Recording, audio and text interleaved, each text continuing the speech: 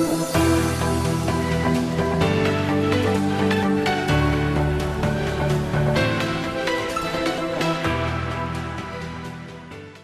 اللہ الرحمن الرحیم. السلام علیکم ورحمۃ اللہ وبرکاتہ. پاکستان لاؤنج کی ایڈیشن کے ساتھ میں ہوں آپ کا میزبان رفعت اللہ اورکزئی. ناظرین، پاکستان کا شمار دنیا کے ان 8 ممالک میں ہوتا ہے جو کلائمیٹ چینج یا موسمیاتی تبدیلیوں کی وجہ سے سب سے زیادہ متاثر رہا ہے. کلائمیٹ چینج یا جو موسمیاتی تبدیلیاں ہیں، یہ ایک تو یہ ہے کہ مطلب اس میں ایک تو ہماری اپنی غلطیاں ہیں کہ جیسے ہم جنگلات کاٹ رہے ہیں، ہم پانی کو سٹور نہیں کر رہے ہیں، ہم جو پہاڑ ہیں ان کو بھی گرا رہے ہیں. اور ایک ہماری جو پڑوسی ممالک ہے جیسے چائنا ہے، انڈیا ہے، وہاں پہ انڈسٹری بہت زیادہ ہے تو ان کے جو اثرات ہیں ہمیں ان کا بھی سامنا ہے. تو ایک لحاظ سے ہمیں مطلب ڈبل جو ہے اس حوالے سے مشکلات کا سامنا ہے. اور کلائمیٹ چینج جو ہے اب اس نے ایک ایسی شکل اختیار کر لی ہے کہ اب اس کی وجہ سے معاشی مسائل بھی پیدا ہو رہے ہیں. اور دوسری طرف اگر ہم دیکھیں تو حکومتی سطح پہ ہمیں مطلب ایسی کوئی نہ سیاسی سطح پہ کوئی سنجیدگی نظر آتی ہے نہ حکومتی سطح پہ. لیکن یہ مسئلہ جو ہے وہ پاکستان میں بالخصوص ہر دوسرے دن ایسا سمجھ لیں کہ ہر دوسرے تیسرے دن جو ہے نا یہ سنگین ہوتا جا رہا ہے. تو آج ہم آج کے پروگرام میں ہم مطلب یہ کوشش کریں گے کہ جو موسمیاتی تبدیلیاں ہیں اس میں جو مختلف مذاہب ہے وہ اس کو کیسا مطلب دیکھتی ہے، وہ مذاہب کے تناظر میں ہم اس کو دیکھیں گے. تو آج کے پروگرام میں ہم نے 3 مہمانوں کو دعوت دی ہے. ہمارے پہلے مہمان جناب ڈاکٹر شفیق الرحمان صاحب، سابق چیئرمین ہیں environment department, university of Peshawar. ہمارے دوسرے مہمان جناب حافظ ڈاکٹر عبدالغفور صاحب ہیں، سابق ڈائریکٹر ہے شیخ Zayed Islamic centre Peshawar university اور مجلس ادیان عالم کے بورڈ آف گورنرز کے ممبر بھی ہیں. اور ہمارے تیسرے مہمان جناب پرویز اقبال صاحب، صوبائی چیئرمین ہیں نیشنل کمیشن آف پاکستان. اس کے علاوہ یہ کرسچن اسکالر بھی ہے. تو آپ تینوں مہمانوں کو خوش آمدید کہتا ہوں. ڈاکٹر شفیق الرحمان صاحب، پہلے میں آپ سے شروع کروں گا. جیسے کہ آپ بہتر جانتے ہیں کہ جو موسمیاتی تبدیلیاں ہیں اس کا جو معاملہ ہے، اس کا جو ایشو ہے وہ دن بدن سنگین ہوتا جا رہا ہے. تو یہ بتائیں کہ یہ ہمیں آنے والے دنوں میں یہ مطلب ہمارے لیے کس قسم کے چیلنجز مزید پیدا ہو سکتے ہیں؟ بہت شکریہ رائے لینے کا. میں سمجھتا ہوں کہ آپ نے درست کہا اپنے انٹرو میں کہ یہ ایک بہت سنجیدہ مسئلہ ہے جس کو بظاہر اتنی سنجیدگی سے نہیں لیا جا رہا اور ہمیں اس کے نقصانات اٹھانے پڑ رہے. نقصانات کا تھوڑا سا ہمیں صحیح اندازہ ہو جائے. ہم قدرتی آفتیں پہلے بھی دیکھتے تھے جب کلائمیٹ چینج کی ڈسکشن نہیں ہوتی تھی. جی، مثلاً آپ کو 1974 کا بشام کا پٹن کا زلزلہ یاد ہوگا، آپ کو 2004 کا انڈین اوشن وہ پورا جو انڈونیشیا کا جزیرہ ہل گیا تھا اسے یاد ہوگا. ایسے کئی آفات اور طوفان آتے رہے. لیکن جو موسم سے تعلق رکھنے والے حادثے ہیں یا آفات ہیں ان میں بادل پھٹ جانا جس کو ہم کلاؤڈ برسٹ کہتے ہیں، وہ ایک دم بہت زیادہ بارش ہو جاتی ہے، بہت ہیوی، یا بالکل مکمل خشک ہو جاتا ہے موسم اور قحط کی صورتحال پیدا ہوتی ہے، یعنی خشک سالی ہو جاتی ہے جس سے کہ پھر غذائی قلت ہوتی ہے اور قحط کی صورتحال پیدا ہوتی ہے. آندھیاں اور طوفان ہیں. ابھی آپ آج دیکھ لیں، ہم مارچ کے تقریباً وسط میں بیٹھے ہیں اور اس موسم میں ان دنوں میں آپ کو اتنی گرمی نہیں لگتی تھی جو آج آپ نے شاید پڑھی ہو خبر کہ اگلے 4-5 دنوں کے اندر درجہ حرارت میں 5 سے 8 ڈگری سینٹی گریڈ کراچی 40 تک پہنچ گیا ہے. اب اور ہمارا بھی مارچ کا مہینہ ہے. ہاں جی، ہمارا بھی ایسے ہی ہے، ہم بھی اس طرف جا رہے ہیں. یہ وہ غیر معمولی چیزیں ہیں جو معمول کا حصہ نہیں ہے، لیکن اب ہمیں وہ لگاتار ایک تواتر کے ساتھ نظر آ رہی ہیں. ہم دنیا میں حادثات کا اگر دیکھیں تو اب تو اتنے زیادہ حادثے ہو گئے کہ وہ چھوٹے حادثوں کو تو گنتے بھی نہیں ہیں. اب ان حادثوں کو وہ لیتے ہیں اپنے ریکارڈ پر جس میں $1 ارب کا نقصان ہوا ہو کم از کم. جس بھی حادثے میں، جس بھی طوفان میں، جس بھی نقصان جو آفت آتی ہے وہ $1 بلین کا جب نقصان پہنچا دے نا تو وہ ایک خاص لیول پہ ریکارڈ ہونا شروع ہو جاتی ہے. اور صرف میرا خیال ہے کہ امریکہ جیسا بڑا ملک پورا بر اعظم ہے ان کا اور بہت ایڈوانس ملک ہے, پیسے کی بھی کمی نہیں ہے, ٹیکنالوجی کی بھی کمی نہیں ہے, لیکن وہاں گزشتہ چند سالوں کے دوران $2.25 کھرب کا نقصان ہوا ہے. اب نقصان ایسے ہوتا ہے کہ آپ نے لاکھوں روپے لگا کر, کروڑوں روپے لگا کر ایک سڑک بنائی, کوئی پل بنایا, کہیں بجلی کے تار لگائے, کھمبے لگائے, آپ کا خرچہ ہو گیا, ایک سہولت لوگوں کو ملنی شروع ہو گئی, ایک آفت آئی وہ سب مٹا کے لے گئی. تو جو آپ کا خرچہ اس کے اوپر ہوا تھا, ایک تو اس کو اب آپ نے دوبارہ کرنا پڑے گا اور زیادہ پیسوں میں کرنا پڑے گا, اور دوسرا جو سہولت لوگوں کو مہیا تھی, میسر تھی, وہ سہولت نہیں ہوگی. تو اس طریقے سے پاکستان میں ہم نے کئی ایک دیکھے. 2010 کا سیلاب اپنی تاریخ میں میرا خیال ہے یہ 100 سالوں میں اس طرح ایک سیلاب آتا ہے. ہاں جی, آپ نے کیا, آپ نے دیکھا ہوگا کہ وہ کس قسم کی تباہی لے کر آیا. پھر 11 میں بھی سیلاب آیا, 12 میں بھی آیا, 13 میں بھی آیا, مسلسل 4 سال تک سیلاب آتا ہے. چھوٹے سیلابوں کی بات میں نہیں کر رہا ہوں, میں بہت بڑے سیلاب کی بات کر رہا ہوں. ورنہ 12, 13, 14, 15, 16 میں چترال میں جتنے آئے ہیں شاید سیلاب اور یہ مٹی گرنے کے یا پہاڑ گرنے کے واقعات, وہاں کئی جگہیں اب اس قابل نہیں ہیں کہ وہاں لوگ رہیں, اور وہاں سے لوگوں کو مجبوراً نقل مکانی کرنی پڑی ہے. تو ایسے کراچی میں اگر آپ کو یاد ہو تو 2-4 سال پہلے ایک ہیٹ ویو آئی تھی, 2015 میں ایک بڑی زبردست ہیٹ ویو آئی تھی, اور کافی لوگ اس سے کئی لوگوں کی اموات ہوئی تھیں اور زندگی بالکل رک گئی تھی, ایک نکل نہیں سک رہے تھے. تو یہ حادثے دن بدن ہمیں اس بات کا احساس دلا رہے ہیں کہ صورتحال سنگین ہو رہی ہے. پیرس ایگریمنٹ اس بات پر متفق تھا, یعنی دنیا کا اتفاق اس پر ہوا کہ جو صنعتی دور شروع ہوا تھا 1850 کے بعد, اور صنعتوں نے جو ترقی کی ہے اور ٹیکنالوجی جو لے کر آئے ہیں, اس سے نکلنے والا جو فضلہ ہے, یعنی جو دھواں اور گیسیں جو نکلی ہیں, وہ اس نے دنیا کا اوسط درجہ حرارت اب اس سال کو 2021 میں میرا خیال ہے کو جا کے 14 ڈگری سینٹی گریڈ کے لگ بھگ ہے. اور یہ اس درجہ حرارت سے, اوسط درجہ حرارت سے جو انڈسٹری کا جو ریولوشن شروع ہوا تھا 19ویں صدی کے نصف میں, اس سے اب یہ 1 ڈگری سینٹی گریڈ سے آلریڈی تجاوز کر چکا ہے. اچھا, پیرس نے کہا کہ آپ اس کو 1.5 تک روکیں. اگر یہ 1.5 سے اوپر چلا گیا, 1.5 ڈگری سینٹی گریڈ سے 1.5 سے, تو پھر ناقابل تلافی نقصان ہوگا, پھر ہم اس کو روک نہیں پائیں گے. ڈاکٹر صاحب میں آپ کی طرف دوبارہ آؤں گا. آپ نے جو ویسے چترال کی بات کی کہ 2014 میں ادھر سیلاب آیا تھا, تو وہ میں نے خود ارسول کا علاقہ تھا, میں نے خود کور کیا تھا. وہ بالکل بارڈر کا, افغانستان کے بارڈر کے قریب کا علاقہ تھا, ہم کافی دور گئے تھے. اچھا, اس میں ہم یعنی سلائیڈنگ, وہ یہ جو تودے گرے تھے نا, تو اس میں ایک پتھر ہم نے دیکھا, یہ کمرہ جو ہے نا اتنا بڑا پتھر تھا, اور وہ اسی پتھر نے پورے ایک گاؤں کو ملیامیٹ کر دیا تھا. وہ پھر لوگ ہمیں اسٹوریاں بھی سناتے رہے کہ رات کو ہمیں ایسا لگا کہ جب یہ پتھر آ رہا تھا تو ہم یہ سمجھے کہ جیسے یہ زمین پھٹ رہی ہے, کیا وجہ ہے. کیونکہ اب آپ دیکھیں اتنا بڑا پتھر ہو تو اگر وہ ایسے جا رہا ہو تو وہ کیا منظر ہوگا. تو شکریہ, میں آپ کی طرف دوبارہ بھی آؤں گا. ڈاکٹر عبدالغفور صاحب, آپ چونکہ مذہبی اسکالر ہے, تو آج ہم یہ بھی اس کو دیکھ رہے ہیں کہ مذاہب جو ہے, یہ جو کلائمیٹ چینج ہے, جو کہ ڈاکٹر صاحب نے بڑی اچھی طریقے سے ایکسپلین کیا کہ بہت سنگین مسئلہ ہے پاکستان کے اندر, تو اس میں مذاہب مطلب کیا کہتے ہیں, تو وہ کیا ان کا حکم ہے. تو آپ تھوڑا سا یہ اسلام, یہ جو کلائمیٹ چینج ہے یا انوائرمنٹ ہے, آب و ہوا ہے, اس کے بارے میں کیا حکم ہے. بسم اللہ الرحمن الرحیم. بہت شکریہ رفعت الرغزی صاحب, بڑی اہم معلومات ڈاکٹر شفیق صاحب نے آپ کے سامنے پیش کی. بالکل, ہم بھی اس سے مستفید ہوئے. ماحولیات کا مسئلہ اس وقت صرف پاکستان میں نہیں بلکہ پوری دنیا میں ہے, اور پوری دنیا کے لیے ایک چیلنج ہے.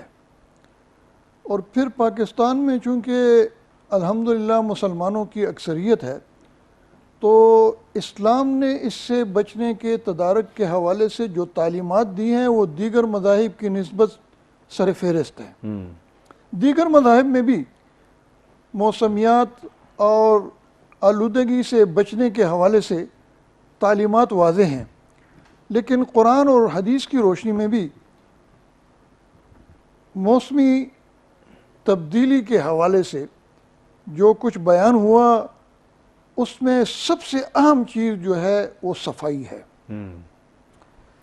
صفائی ہمارے مذہبی جو دینی مدارس کے طلباء سبق پڑھتے ہیں اس میں پہلی کتاب جو ہے وہ ہے قدوری کی، جس طرح قدوری، بالکل جس میں آپ بچے کو داخل کرتے ہیں پریپ میں تو وہ ABC وغیرہ پڑھتا ہے، اس طریقے سے قدوری جو ہے وہ ابتدائی کتاب ہے۔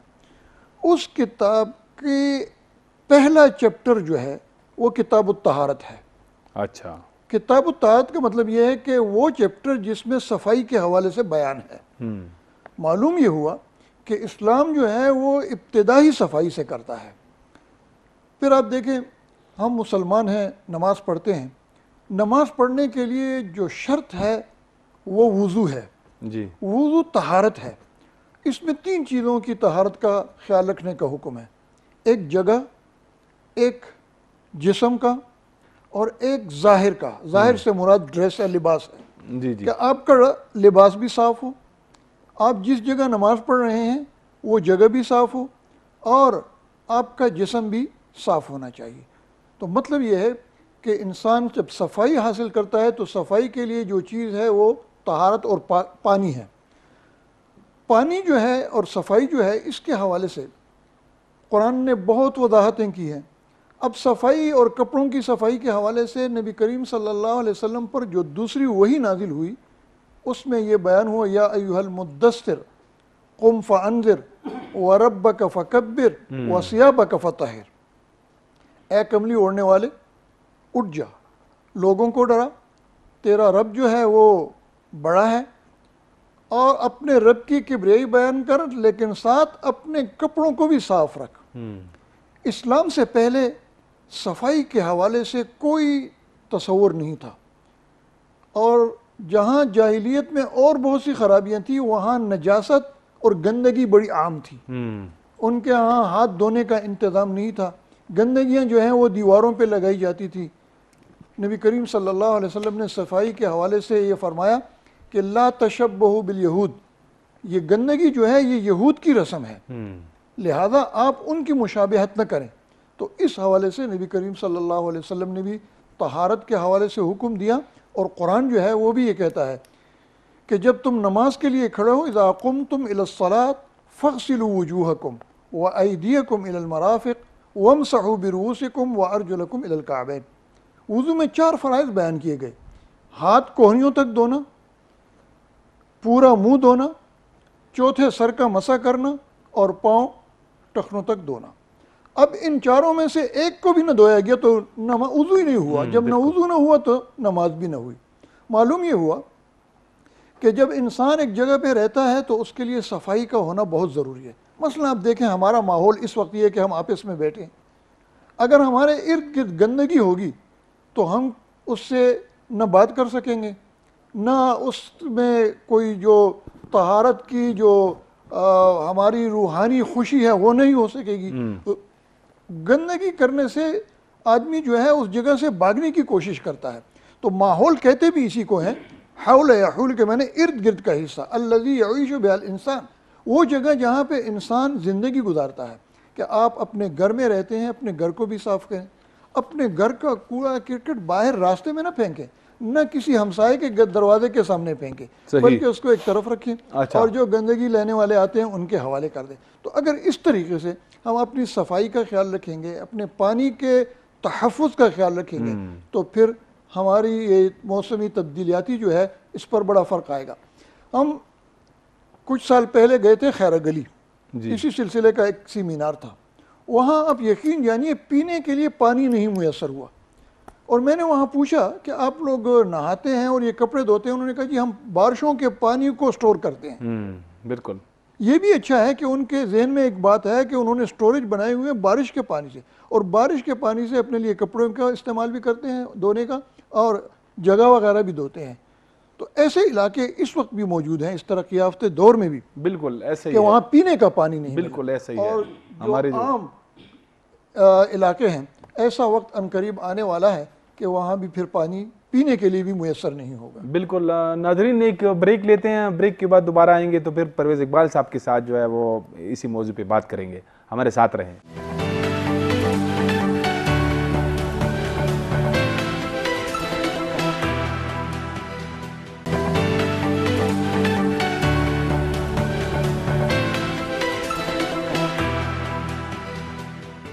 بریک کے بعد دوبارہ خوش آمدید۔ پرویز اقبال صاحب، آپ جیسے کرسچن اسکالر بھی ہیں، تو ڈاکٹر صاحب نے جیسے اسلامی پوائنٹ آف ویو سے بتایا کہ کس طرح انوائرمنٹ جو ہے صفائی کتنی ضروری ہے، تو آپ ہمیں ذرا تھوڑا سا بتائیں کہ جو کرسچینٹی ہے وہ یہ جو کلائمیٹ چینج ہے، موسمیاتی تبدیلیاں ہیں، ماحول ہے، اس کے بارے میں کیا کہتی ہیں؟ شکریہ جناب۔ ڈاکٹر صاحب نے، ڈاکٹر شفیق صاحب نے، ڈاکٹر حافظ عبدالغفور صاحب نے جو بتایا، یقیناً وہ ہمارے لیے مشعل رہا ہے۔ میں اتنا واضح کرنا چاہتا ہوں، جب تخلیق ہوئی دنیا کی، جب تخلیق ہوئی اکارڈنگ ٹو بائبل مقدس کے مطابق، تو اللہ تعالیٰ نے جب تخلیق کر چکے تو حضرت آدم کو بنایا، تخلیق کیا، اور سب سے پہلے جو چیز ہمیں بائبل میں ملتی ہے وہ ہے ایک درخت اس کے لیے لگایا گیا۔ تو جب انسان کے، اس سے ہم یہ دیکھتے ہیں انسان کے لیے اچھا ماحول اس کی صحت کے لیے بہت ضروری ہے، اور اس کے ایمان کے لیے بھی ضروری ہے۔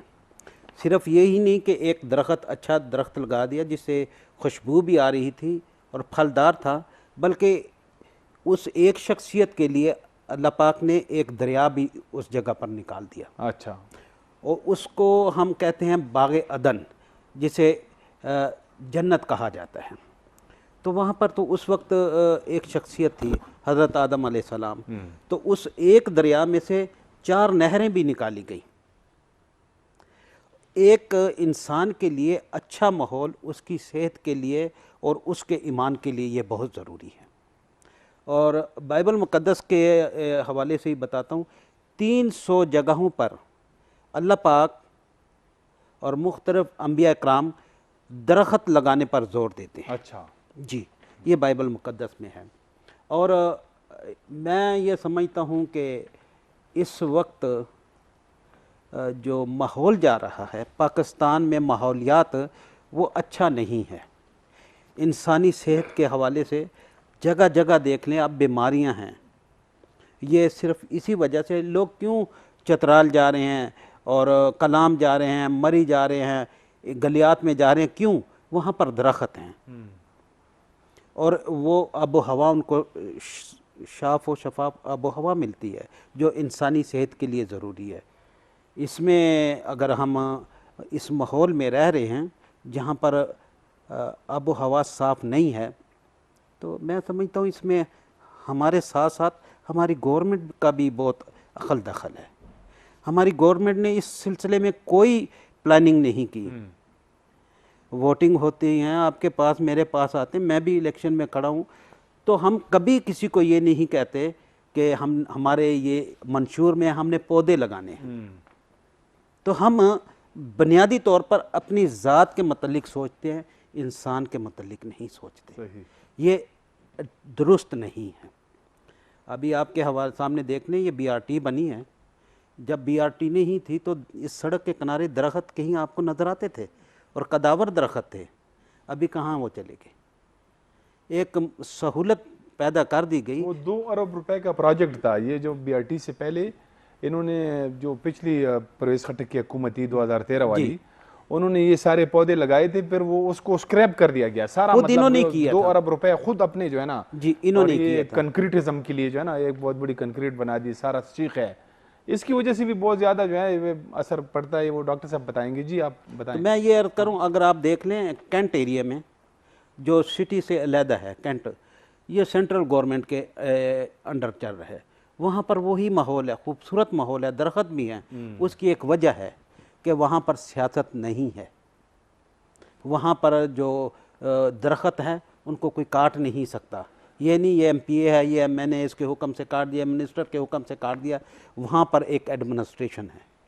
تو میں سمجھتا ہوں اگر یہ ماحول میں ہم میرے بھی بچوں کا, آپ کے بچوں کا بھی یہ بنیادی حق ہے کہ اسے ایک اچھا ماحول میسر ہو. بے شک یہ عالمی ایک المیہ ہے. آپ امریکہ میں چلے جائیں, وہاں پر ایک قانون ہے ہر گھر کے سامنے ایک درخت ہونا لازمی ہے. تو یہاں پر ہر گھر کے سامنے تو چھوڑ, دوسرے کے گھر کے سامنے اگر درخت ہے ہم اس کو بھی کاٹ لیتے ہیں. اور رات کو اس طرح ہے, میں نے کچھ دن پہلے کچھ پودے لگائے, تو جب دوسرے دن صبح میں اٹھا تو وہ ریل کی پٹڑیوں کے ساتھ پودے تھے, وہ صبح اٹھا تو کوئی لے گیا تھا.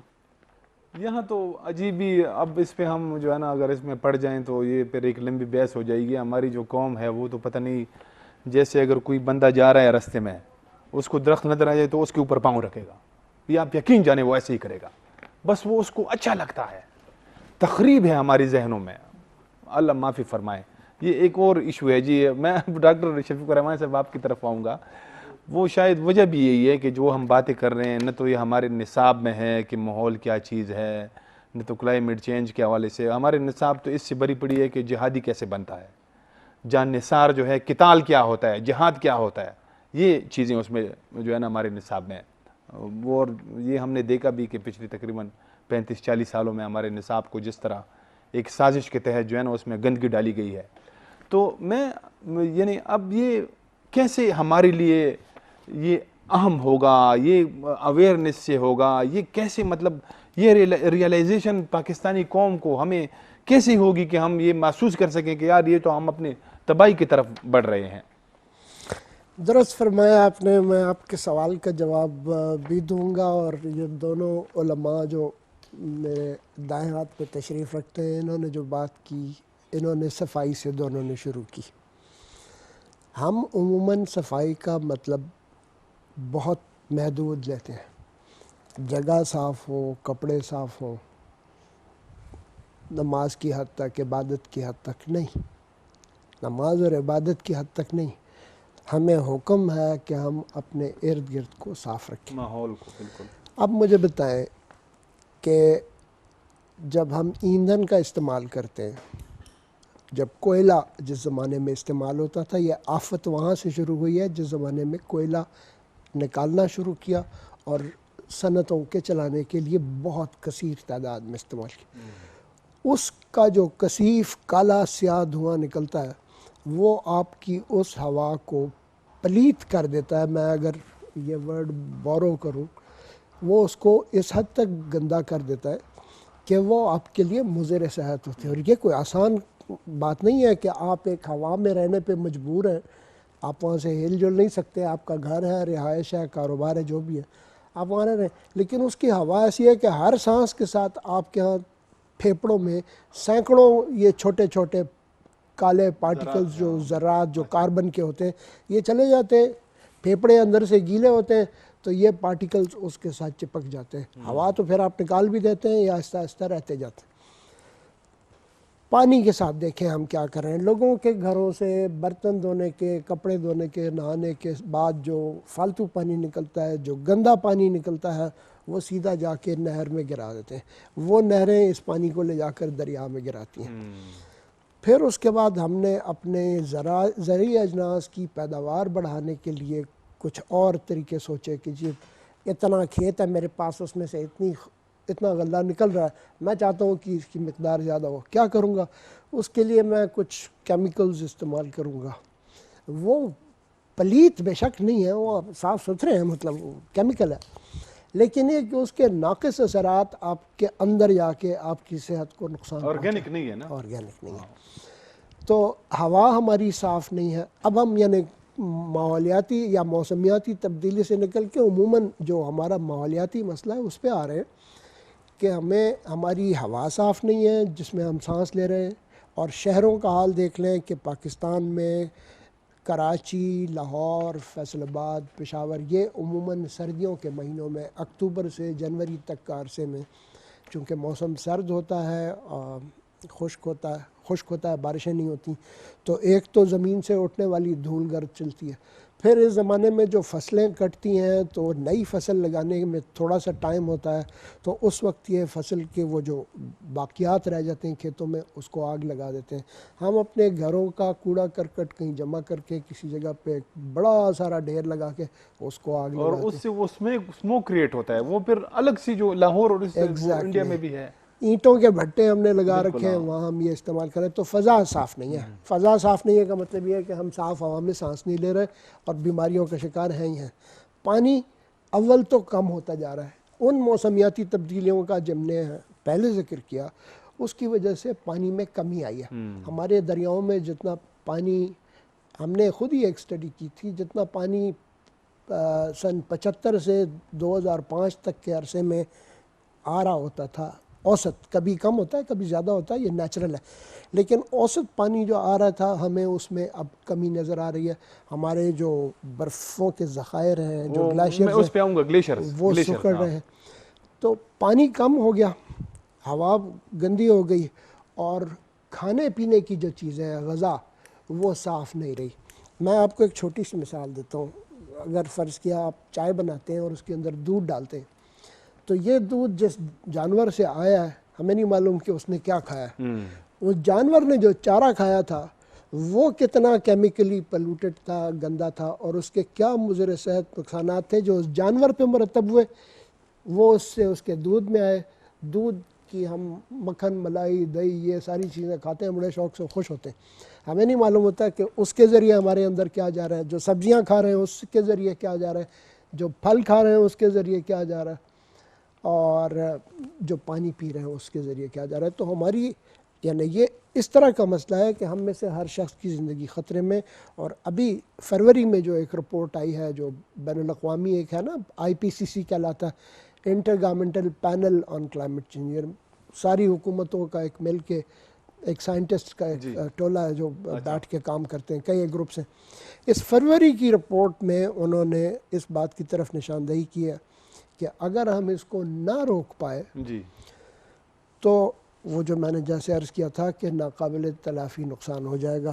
ساتھ ہی انہوں نے یہ بھی کہا کہ اب کوئی آدمی اس گلوب پہ ایسا زندہ نہیں ہے کہ جو کہے کہ میں ایک یا دوسرے طریقے سے اس سے متاثر نہیں ہوں۔ تو یہ خود ہی دنیا، مطلب یہ جو انسان ہے وہ خود ہی اب خود کو تباہ کر دے گا، ایسے ہی سمجھ لیں، تباہ کرنے پہ چل پڑے۔ تو اس لیے ضرورت پیش آتی ہے کہ آپ جیسے مجاہد لوگ، آپ کی میڈیا آرگنائزیشنز، یہ لوگوں کی جو نالج ہے اس کو بڑھانے کے لیے اس قسم کے پروگرامز بھی آپ لوگ کرتے ہیں، اخباروں میں بھی لکھا جاتا ہے، مضامین بھی آتے ہیں، تقریریں میں ہوتی ہیں۔ اس حکومت نے تو کسی حد تک یہ درختوں کے لگانے کے سلسلے میں پھر بھی ایک کارروائی کی ہے۔ ہم سب سے بڑا میں ناقد اس حکومت کا ہوں، لیکن اس سلسلے میں انہوں نے واقعی کام کیا ہے، کم از کم اگر ایک انیشیٹو لیا ہے نا، لیا ہے۔ اور انہوں نے یہ دکھایا کہ سیاسی، اور پہلے بھی یہ دنیا میں، پاکستان میں یہ پہلا تجربہ نہیں ہے PTI کا، اور بھی دنیا میں ایسی سیاسی پارٹیاں، گرین پارٹی کے نام سے پارٹی مشہور ہے، کہ وہ سیاست کرتے ہی اس صفائی کی بنیاد پر ہے کہ یار ہر چیز پاک، صاف ستھری ہو، خوراک آپ کو اچھی ملے، صحت بخش ملے، دوائیاں آپ کو ایک نمبر کی ملیں تاکہ آپ کا علاج ہو سکے، سانس لینے کے لیے ہوا ٹھیک ہو، پانی ٹھیک ہو۔ تو یہ میڈیا کر رہا ہے۔ بالکل، ہم دیکھیں، اب میں نے انوائرمنٹ ڈپارٹمنٹ میں کچھ عرصہ گزارا ہے، طالب علم تو میں ایز سچ نہیں رہا لیکن اساتذہ میں شامل تھا۔ تو ہم یہ دیکھتے ہیں کہ ہم دیکھیں نا کتنے لوگوں کو آپ تعلیم دیں گے، یہ تو جب تک اسکول سے نہ پڑھایا جائے، یہی بات بالکل ابتدائی کلاسوں میں جب آپ کو شعور آ رہا ہو، نصاب میں شامل کریں، انکارپوریٹ نہیں ہوگا تو یہ نہیں ہوگا۔ میں دوبارہ آپ کی طرف آؤں، ڈاکٹر عبدالغفور صاحب، یہ پچھلے جو ہمارا پروگرام تھا اس میں بھی قاری روح اللہ مدنی صاحب سے بات ہو رہی تھی، تو وہ درختوں کے حوالے سے، تو انہوں نے ایک حدیث جو ہے نا وہ ہمیں سنائی تھی کہ ایک حدیث ہے کہ اگر قیامت پہ اگر آ گئی ہے اور ایک درخت آپ کے ہاتھ میں ہے تو اس کو لگاؤ فوراً، یعنی یہ سمجھ لیں کہ جیسے قیامت، یعنی دنیا تو جا رہی ہے، اس کے باوجود بھی جو ہے نا اس کا حکم ہے۔ تو اس میں آپ سے بات کروں گا، لیکن میں بریک کی طرف جاؤں گا۔ ناظرین، بریک لیتے ہیں، بریک کے بعد دوبارہ آئیں گے تو پھر اسی سلسلے میں ڈاکٹر عبدالغفور صاحب کے ساتھ گفتگو کریں گے۔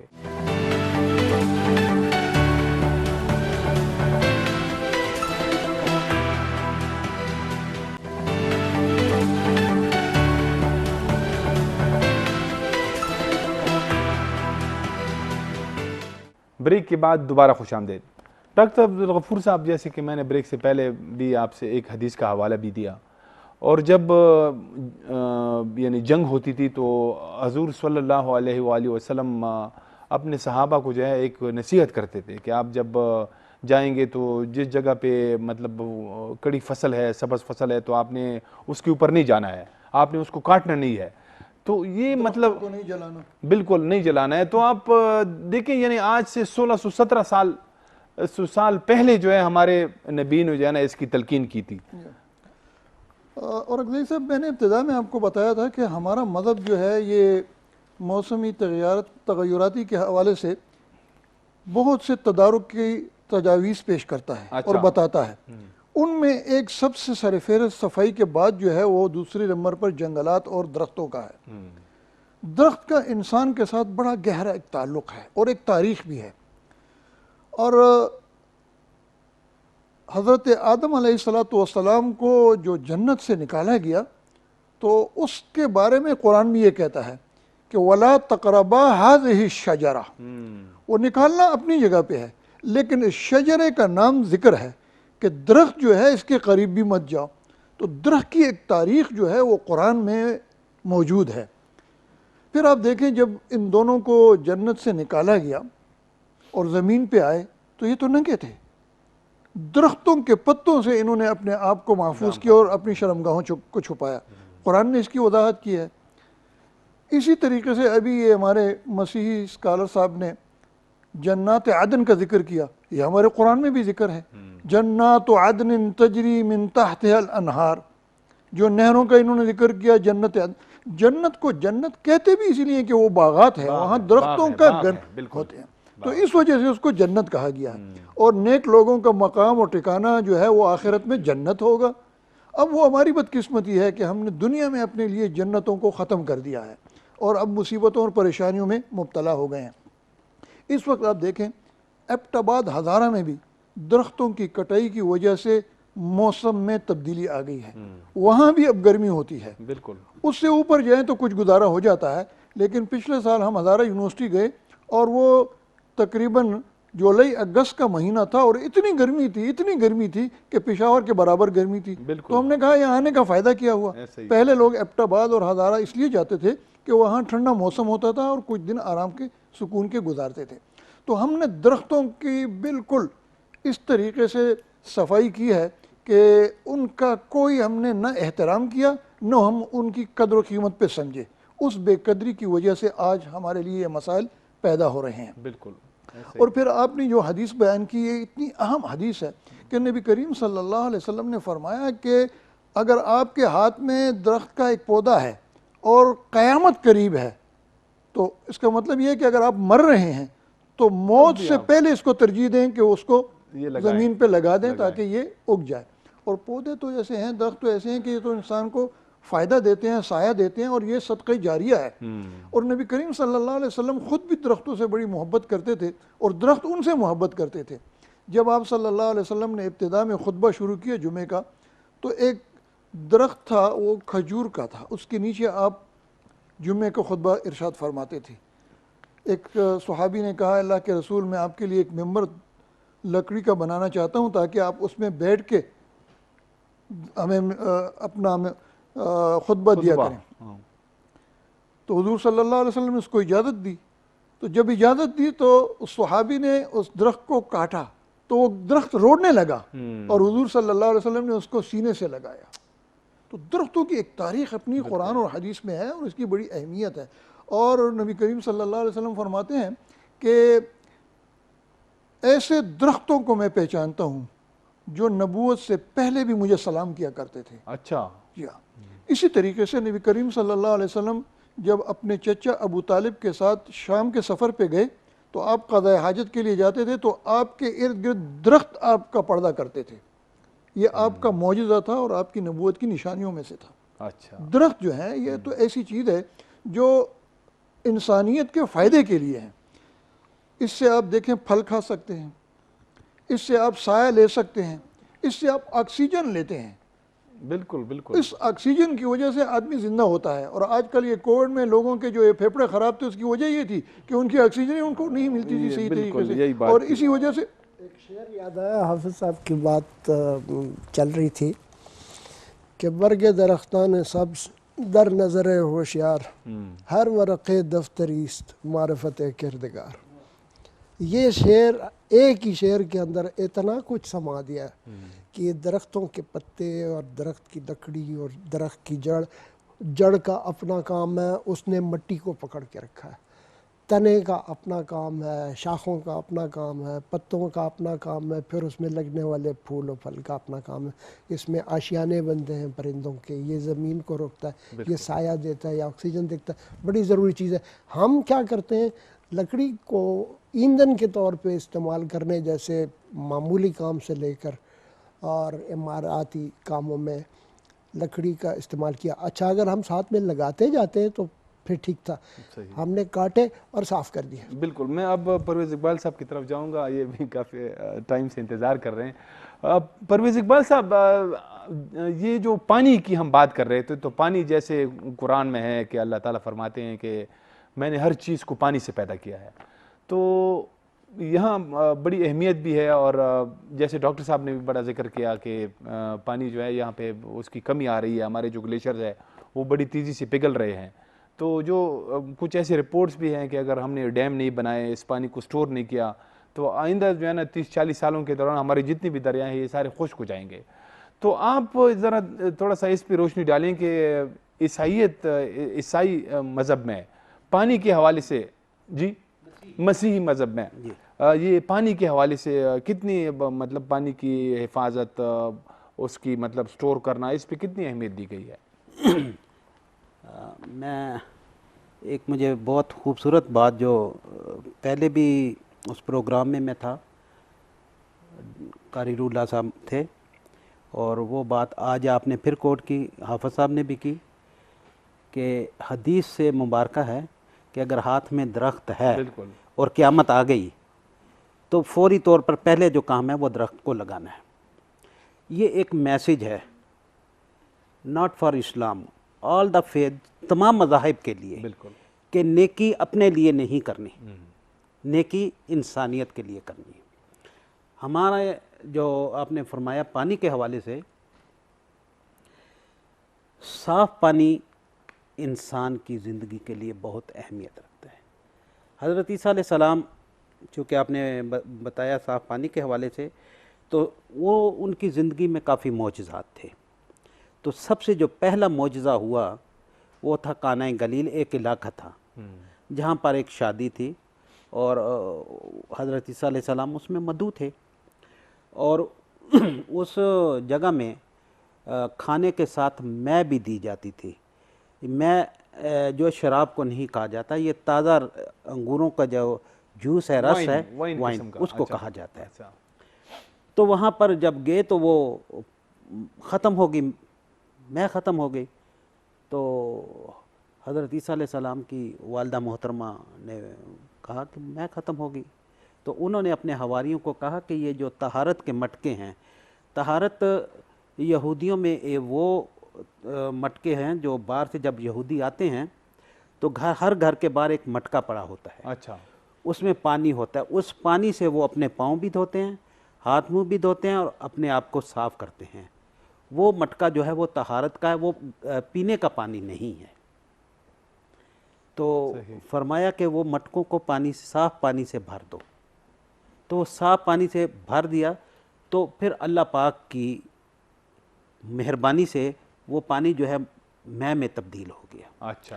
पहला मौजज़ा जो हज़रत ईसा अलैहिस्सलाम ने किया वो साफ़ पानी से, यानी साफ़ पानी जो है इंसानी ज़िंदगी के लिए बहुत अहमियत का हामिल है। सही। क्योंकि जैसे कुरान पाक में भी इरशाद है कि जन्नत में जो दरिया था और 4 नहरें उसमें से निकाली गई, ये साफ़ पानी इंसान के लिए ज़रूरी है। हमें पानी अपने लिए ज़रूर स्टोर करना है। और ये मैं इस प्रोग्राम के तवस्सुत से अपनी गवर्नमेंट को, अपने अवाम को एक मैसेज देना चाहता हूँ कि जो पानी है हमारे घरों में, اسے ضائع نہ کریں، خدارا اسے ضائع نہ کریں، کیونکہ اس کی پہلے ہی جو سطح ہے وہ بہت نیچے جا چکی ہے، اور میں بھی آنے والے کچھ سالوں میں ہم پانی کی بوند بوند کو بھی ترسیں۔ بالکل میں یہ چاہتا ہوں کہ ہم اتنا پانی استعمال کریں۔ ابھی ہماری جو گورنمنٹ ہے انہوں نے اپنے ٹیوب ویلوں کے باہر لکھا ہے کہ پانی کو، حدیث مبارکہ کے متعلق لکھا ہے کہ پانی کو یہ قیمتی اثاثہ ہے، اس کو احتیاط سے استعمال کریں، ضائع نہیں کرنے۔ یہ اللہ پاک کی نعمت ہے، میں کون ہوتا ہوں اسے ضائع کرنے والا؟ بالکل۔ اور پھر جو پانی ہے اس میں تو ہر مذاہب کے لوگوں میں پانی سٹور کرنے کے لیے کہا گیا ہے، کیونکہ یہ زندگی ہے، پانی زندگی ہے، بغیر پانی کے کچھ بھی نہیں ہے۔ تو اس کے ساتھ میں سمجھتا ہوں کہ جب اللہ پاک اور جتنے بھی ادیان ہیں ان میں یہ زور دیا گیا ہے کہ پانی کو ضائع نہیں کرنا، بلکہ اسے آپ نے سٹور کرنا ہے اپنے آئندہ والی نسلوں کے لیے، تو ہمیں بھی ایسا کرنا چاہیے۔ اور اگلے صاحب یہ جس طرح انہوں نے پانی کے حوالے سے ذکر کیا کہ پانی زندگی ہے، قرآن بھی کہتا ہے جی وَجَعَلْنَا مِنَ الْمَاءِ كُلَّ شَيْءٍ حَيٍّ، ہم نے پانی سے ہر چیز کو زندہ کیا ہے۔ بالکل۔ تو پانی ایک ایسی چیز ہے کہ اگر آپ پودوں کو دیں تو پودے بھی زندہ رہیں گے، اور پانی کا اگر ہم صحیح استعمال کریں گے تو اس میں ثواب بھی ہے، اگر اس کو بے جائے استعمال کریں گے تو وہ اسراف ہے، گناہ ہے۔ بالکل۔ قرآن میں بھی اللہ کہتا ہے کلوا واشربوا ولا تسرفوا، کھاؤ پیو اور اسراف مت کرو۔ تو یہ جو بہانہ ہے یہ اسراف ہے۔ نہانے کے بارے میں بھی ہم لوگ جاتے ہیں، جو غسل خانوں میں کھڑے ہو جاتے ہیں، شاور اوپر سے شروع کر دیتے ہیں تو پھر وہ بہتا رہتا ہے، ہم مزے لیتے رہتے ہیں، ادھر پانی کا ضیاع ہوتا ہے۔ نبی کریم صلی اللہ علیہ وسلم 1 سا پانی سے جمعے کے دن غسل کیا کرتے تھے، 1 سا پانی۔ 1 سا پانی کے بارے میں کہا جاتا ہے کہ یہ 1.3 لیٹر ہے۔ اچھا، یہ اتنا اس سے جمعے کے دن غسل کرتے تھے، 1.5 لیٹر بھی نہیں ہے تقریباً، 1.5 لیٹر بھی نہیں ہے، اس سے نبی کریم صلی اللہ علیہ وسلم غسل کرتے تھے۔ ہم لوگ نہاتے ہیں، مزے لے لے کے نہاتے ہیں، شاوروں کے نیچے کتنا بیٹھے ضائع ہوتے ہیں کرتے ہیں۔ اور پانی کا ضیاع ہوتا ہے۔ ابھی یہ پانی کی بات ہو رہی ہے، میں جو ہے نا یہ کچھ آپ لوگوں کے ساتھ ایک ڈیٹیل ہے بھی شیئر کرتا ہوں کہ جیسے میں نے پہلے بھی کہا تھا کہ پاکستان دنیا کا واحد مطلب ایسا خطہ ہے جہاں پہ سب سے زیادہ گلیشیئرز پائے جاتے ہیں، مطلب دنیا کی ان 3-4 ممالک میں شاید پاکستان کا بھی شمار ہے، لیکن ان گلیشیئرز کی تعداد تقریباً 7,000 کے لگ بھگ ہے۔ لیکن اب بدقسمتی سے یعنی یہی گلیشیئر جو ہے یہ ہمارے پانی کا ایک بڑا ذخیرہ بھی ہے، لیکن یہ بہت تیزی سے جو ہے نا وہ پگھل رہے ہیں، اور ان گلیشیئر سے ایک طوفان نکلتا ہے جیسے گلوف کہا جاتا ہے، جیسے GLOF، یہ ایک قسم کی یعنی glacier lake outburst flooding, جب یہ جو تمازت ہوتی ہے گرمی کی وہ جب تیز ہو جاتی ہے تو یہ پھر گلیشیئر جو ہے نا پٹ جاتے ہیں، اور اس سے پھر پانی نکلتا ہے، اور وہ پہ بہت زیادہ جو ہے نا ہزاروں کیوسک کے پانی ہوتا ہے۔ جیسے 2010 کا جو سیلاب آیا تھا اس میں بھی یہ کہا جاتا ہے کہ ایسے گلوف جو ہے نا وہ کچھ پٹ گئے تھے۔ تو ابھی یعنی یہ تقریباً 33 ایسے گلیشیئر ہے جو گلاف جس میں تیار ہے، 33، اور یہ مطلب زیادہ تر جو ہے یا تو خیبر پختونخوا کے ریجن میں ہے یا گلگت بلتستان کے ہے، اور اس کی نیچے سے کوئی تقریباً 70 لاکھ کی لگ بھگ آبادی جو ہے وہ واقع ہے۔ تو یعنی یہ آبادی جو ہے بالکل تھریٹ پہ ہے، خطرے پہ ہے۔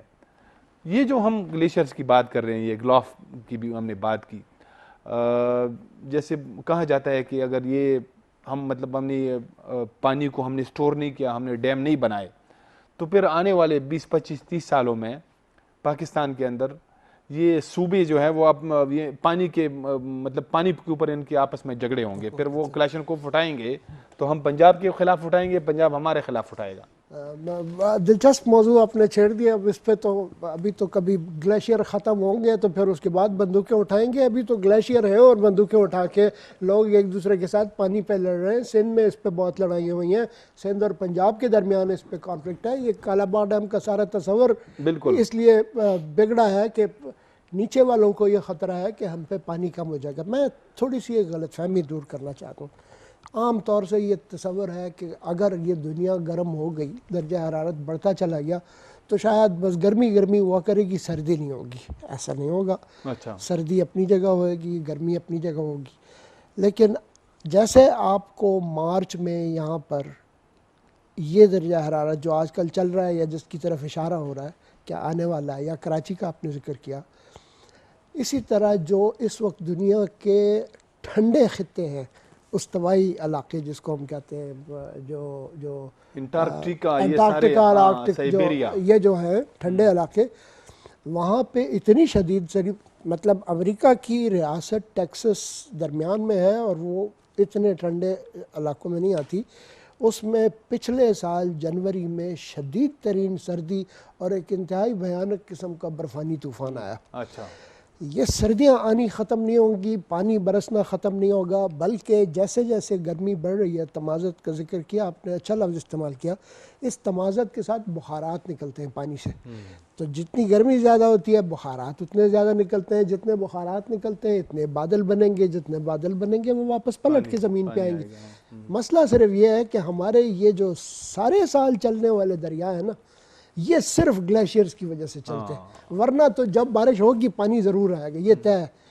بلکہ وہ ایک اس پہ آج کل بڑا قصہ بھی مشہور ہے کہ زیادہ بارش ہوتی ہے تو زیادہ پانی آتا ہے اور کم بارش لیکن یہ کہ یہ طے ہے کہ بارش ہوئے گی تو پانی آئے گا، لیکن مستقل چرنے والے دریا یا جھیلوں سے نکلتے ہیں اور یا برف کے پگھلنے سے، تو اگر یہ ہمارے برفانی ذخیرے ختم ہوئے، جس کا بظاہر ابھی ایسا فوری امکان نہیں ہے، اس لیے کہ برف بھی آپ دیکھیں بہت پڑی ہے، اس سال بھی بہت پڑی ہے، اس سے پچھلے سالوں میں پڑی ہے اور آئندہ بھی پڑتی رہے گی، لیکن وہ یہ ہے کہ تھوڑے دن پڑی رہے گی۔ اب سردیوں کی برف اپریل مئی سے آگے تک نہیں جاتی، اگر یہ گلیشیئر نیچے نہ پڑے ہوں تو وہ جو سردیوں میں پڑنے والی برف ہے وہ مئی جون تک بہہ کے چلی جاتی، فارغ ہو جاتی ہے، تو پھر ہمارے وہ دریا ختم ہوں گے، اس سے ہماری زراعت ختم ہوگی، زراعت سے ہماری فوڈ انسیکیورٹی بڑھے گی، یعنی لوگ بھوک میں اضافہ ہوگا۔